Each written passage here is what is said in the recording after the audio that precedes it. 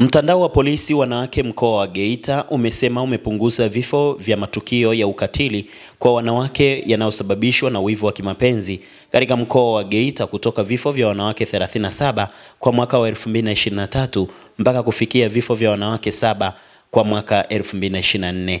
Haya yameelezwa na kamanda wa polisi mkoa wa Geita, kamishna msaidizi mwandamizi wa jeshi hilo, Safia Jongo, ikiwa ni sehemu ya mwendelezo wa siku ya wanawake duniani ambapo jeshi la polisi wanawake mkoani humo limefanya sherehe hizo katika uwanja wa CCM Kalangalala mkoani Geita.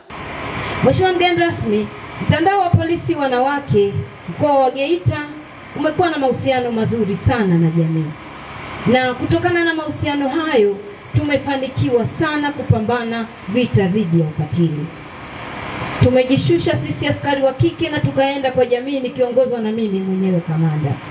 Tumetoa elimu, kwa mfano tumetoa elimu shule za msingi 260, shule za sekondari 228, makanisa 22, misikiti 13, masoko 18, waendesha bajaji, waendesha bodaboda, vijiwe vya kahawa 196, lakini vijiji na vitongoji 446 pamoja na vipindi vya redioni.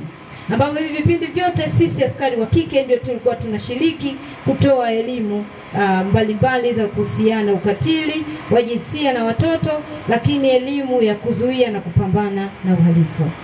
Mheshimiwa mgeni rasmi, kutokana na juhudi hizo kwa Geita mwaka 2023 tulikuwa na vifo 37 vya wanawake ambavyo chanzo chake vilikuwa ni ukatili, wivu wa mapenzi.